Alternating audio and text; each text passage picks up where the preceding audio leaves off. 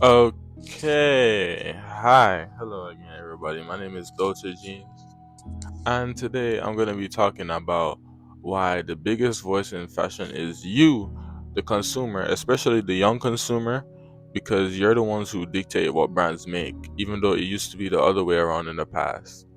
And if you're waiting on something to come back into trend, your best bet is to wear it yourself because you're the only person that can push something back into the trend cycle. Brands don't make trends anymore.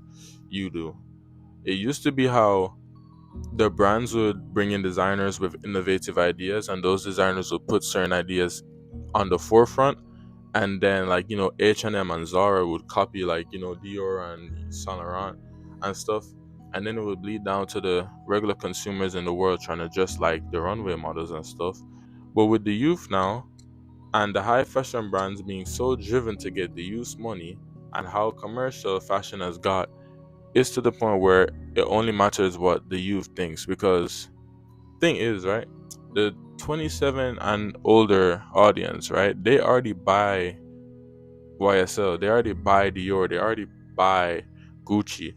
And this means that, okay, the biggest fashion conglomerates, they all care about growth, unrealistic growth, exponential, breakneck pace that cannot be sustained. That type of growth is what everybody's chasing. LVMH, the big conglomerate that owns Louis Vuitton, Prada, Celine, Dior, Loewe, JW Anderson, they're in the lead by far.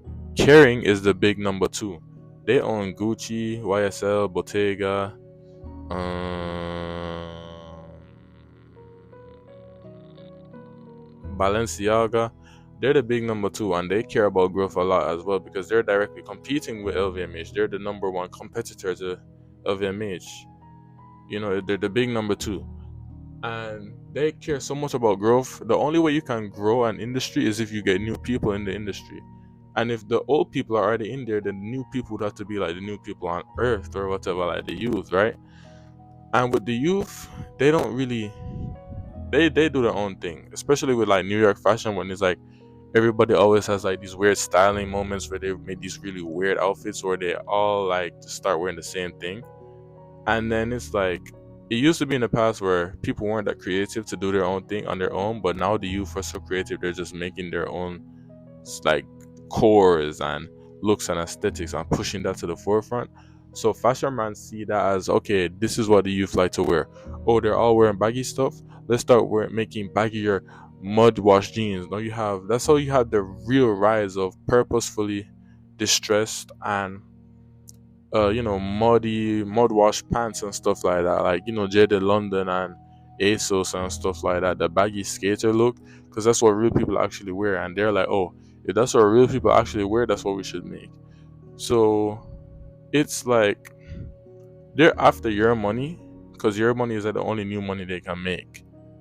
They're after you. You're under surveillance. Like, watch out. You feel me? All these ad campaigns, all the marketing, runway shows, the moments, the the K-pop ambassadors that's coming to the shows, the movie stars that's coming to the shows is all to get your attention because they can't get their money without your attention. It's all to get you reeled in. They want your money the most because your money is the money that they don't have yet. And the way they can do that is make the clothes that you already wear, but just with the high fashion name tag on it or better material, better cut and stuff like that. So yeah. Okay, so sorry if I shouted real loud in the mic. My bad, my bad. Pardon me, pardon me. There was a designer. There is a designer, a French designer. Not just any designer. His name is Hedi, Hedi Slimane. Woo! We all know Hedi Slimane, the guy who gives boys eating disorders and body dysmorphia. We've all been there, right? Right? Right, guys. So what he is important for, right? He originally started out at YSL in 1996. He was appointed there by Pierre Berger, which is like basically Yves Saint Laurent's right hand man. And he was there for a little while doing his thing, but then Dior came calling, and he went to Dior to become the creative director for the men's line in 2000. And from 2000 to 2007, he kind of dominated the menswear space. Maybe not at the time, but he definitely what he was doing would set the foundation for a lot of other things. Now, what he was mainly doing was the skinny jean look. Now, when I say like the skinny jean rocker look, I don't mean like the punk look. I mean like the rock and roll look, like the classical style look, more like the Beatles. You know, like how the Strokes look, or maybe even the Help, because I know the Help wear a lot of his stuff. That's a lot of the stuff that he was doing at Dior. Popular collections are like the Luster collection and like the world was ending, but his hair was perfect, or whatever that's called. Or well, I actually don't know because I don't know the names of collections like that. I don't pay attention to names of collections like that. But it was mainly like the skinny jean stuff with Chelsea boots, leather boots. Wire boots are very popular, but I think he didn't start doing those till he went to YSL.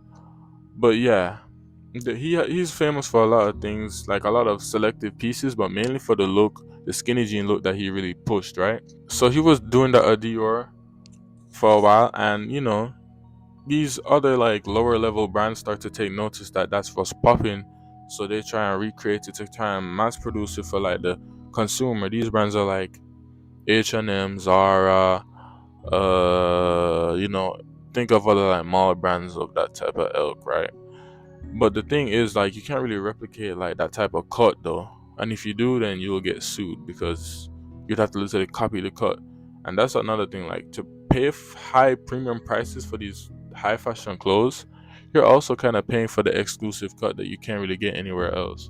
And Eddie Slimane's cut was like the one, right? Now he left Dior in 2007, I believe, and he went to YSL after 5 years in 2012, and I think he also took over the women's wear line. But what he was doing at YSL was the same, but not really the same. It was his best work at YSL, by the way, and I'm not arguing with nobody over that. His YSL tenure was his best by far, and he was doing the same skinny jean stuff with the Chelsea boots and whatnot. And it was kind of more California based for his time there, I believe. Especially that one runway when he had them like walking down in front of the lights with like, and the garden were there too. Oh my god, that collection is one of my favorite ever. That collection was so good. But yeah, he's very influenced by like British punk and like California. Not punk, sorry, British rock and California rock, and just California style in general, like California teenage sleaze and stuff. That's him right there. You feel me? And there was also Christopher de Carnin of Balmain. Balmain. He was also really popular for Balmain, but his prices were astronomical, and it was kind of like one of those things where it's like ERD, Enfant Rich de Prime, or however you pronounce that one, where it's like, oh, the prices are high, but that's kind of the point. Like basically, Balmain were doing the same thing, but it was for women's instead, and it was like their stuff was really good as well. They were also pushing the skinny jeans rocker look, but they were more like biker stuff. Okay, yeah, but he left after 2016 because apparently he was asking for like a crazy contract or something and they weren't willing to give it to him. I'm not sure the specifics, but I just know he left and he ended up at Celine at 2018, and that's what he still presently does. I think his Celine stuff is really good. It's solid for what it is. I think mostly how Eddie Slimane's work has grown, it's gotten a little bit more opening to the youth in terms of the jeans aren't so skinny anymore. His color palette kind of expanded just a bit, just a little bit. But mainly, I think it's just difference in like cut. Like it's not just straight skinny anymore. It's kind of like more of a young appeal. But I think his Celine stuff is good though. But it hasn't changed too much. Now we're gonna talk about the influence of how what he had on the culture, right? And this all ties into how you are still the most important voice in fashion right now. Just please bear with me, right? So we had celebrities like like Harry Styles and Ellen and Justin Bieber and like Lady Gaga wearing his stuff. I think during the YSL era, that's when they were like big on wearing his stuff to like the red carpets and stuff like that. I think Kanye too, maybe even Lord, if I can find a picture of that.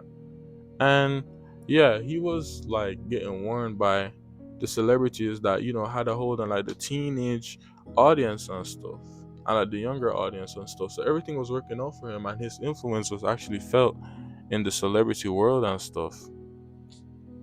Can't keep this thing away from me. But yeah, so he was like he was certified. You feel me? Like I said before, like the lower level brands tried to copy him, and H&M and Zara would start mass producing skinny jeans and stuff. Maybe even like Old Navy and Gap, and it was like this all to say, designers used to be the ones that controlled the zeitgeist of fashion and what was popping and what was really at the front of every window of every mall and big ass flagship store. And don't think it was just low level brands too, because high fashion brands are no strangers to just hopping on bandwagons too.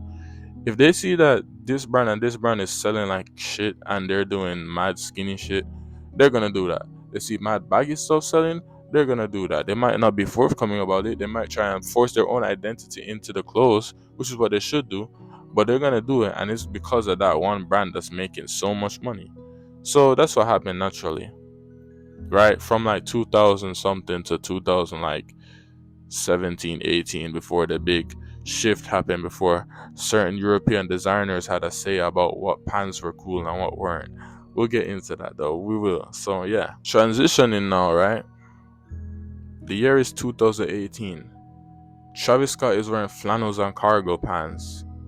We just got out of the Bryson Tiller dad outfit era. The youth, what's defined as the youth, is starting to change. The age group starting to change.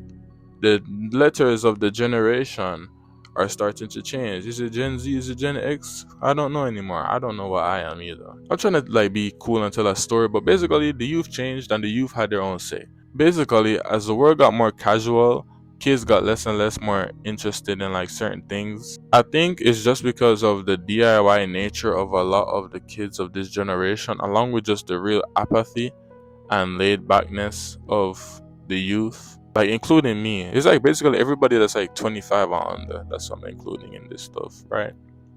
No, 25 might be a bit too much. Like 21, honestly.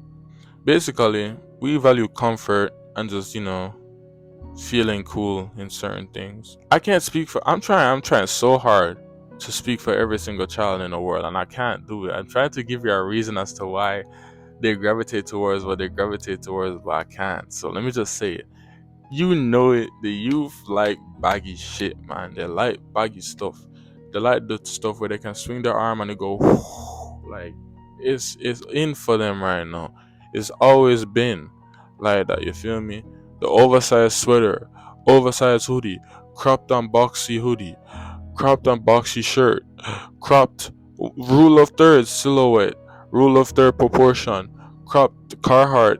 I could go out there, you feel me? Yeah, not to mention that these kids' reference points are like, what they think looks cool and stuff are like cartoon characters and what's his name, Jeff Hardy or whoever.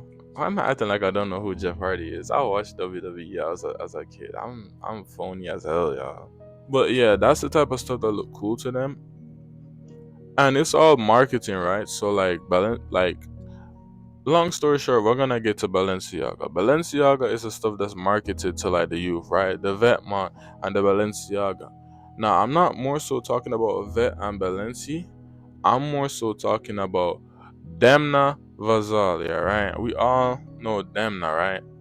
Everybody's Lord and Savior. And what I'm trying to say is like, most of the time, sorry for putting my hand in your face like that. My bad. But what I'm trying to show you, or like, maybe not show you, because show you would basically mean that it's 100% true. But like the idea I'm trying to present, right? Every few years, there's like a male designer that comes through and shakes up what looks cool and what doesn't look cool, or at least one, right? And they dictate, right? So we had Hedi Slimane, then we had Demna and Virgil, right? That's what I feel like. So Virgil, I say Virgil, I mean, sorry. No, Demna, I said Demna because I feel like the fact that he did it at Ventma and then did it even bigger at Balenciaga just shows that he was just the right guy at the exact right time. Not to mean that, oh, he's not very skilled. I'm saying that he is the right guy because he has everything that you could ever want to succeed, right? He has the vision, he has the background, the inspirations, the reference points, and the influences to go out and create something that's so unique, that's also what people just like. And it's just like you can't really explain it because he just has it. Like you can explain where he comes from and what he grew up going through and stuff, But at the end of the day, the bro just has the experience because he used to work for Margiela a little bit, the brand, and Louis Vuitton a little bit.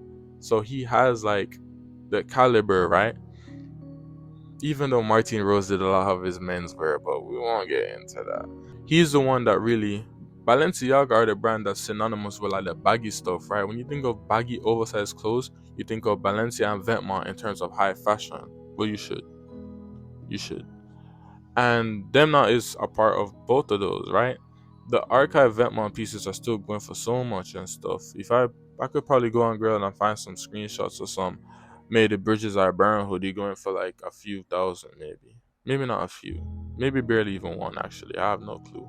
I guess what I'm trying to say is, if you were to say that there is somebody who influenced the youth to dress baggy overall, it would only be him, because like I said, he's just one of them ones, like one of in that caliber, who just control the entire zeitgeist.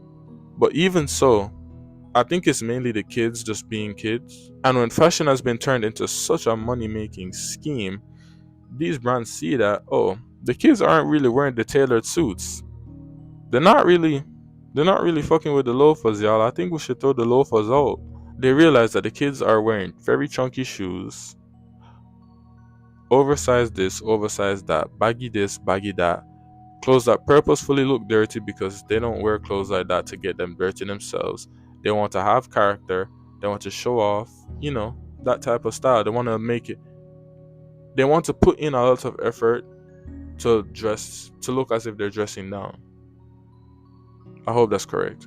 That, in terms of why these brands want to make mad money, that's why they're making stuff like this. That's why you can see the resurgence of brands like that, like Diesel, D Squared. That's only like two. I wish I had more for you, but I can't think. But it's also why, if you think about it, okay, just a quick fact for you if you don't know, brands don't really sell clothes that make money off clothes. They make money off of accessories. Now we're talking about handbags, footwear, if you consider footwear an accessory, jewelry. If your brand is into watchmaking, watches. Did I mention handbags? Handbags are really the thing. Perfumes. Chanel, I'm looking at you. Like, these brands spend the most money off of accessories, right?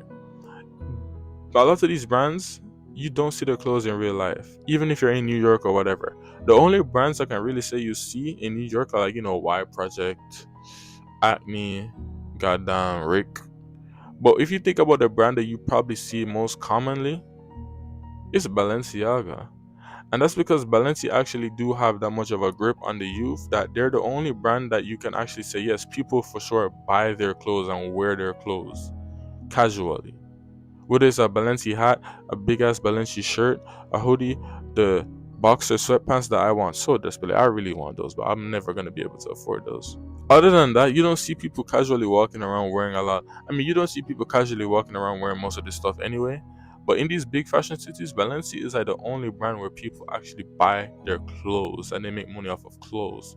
Most other brands just make money off of bags and accessories and logo mania type pieces, which is the stuff that sells the most anyway. But yeah, I'm saying it could be a toss up. You could say that Balenciaga inspired this baggy wave, or you could say that it was there at the right time when the youth were the ones who decided that's the direction they wanted to go.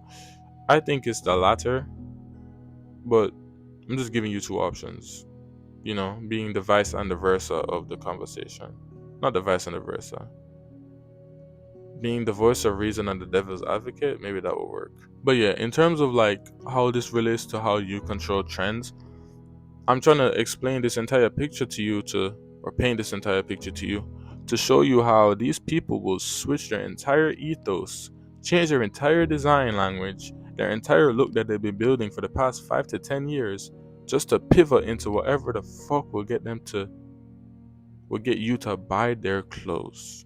This shit get wicked out here, but these niggas not playing. They want your money, yo. They want your money. They want your money the most. Because your money, like I said before, your money is the only money they don't have at this point.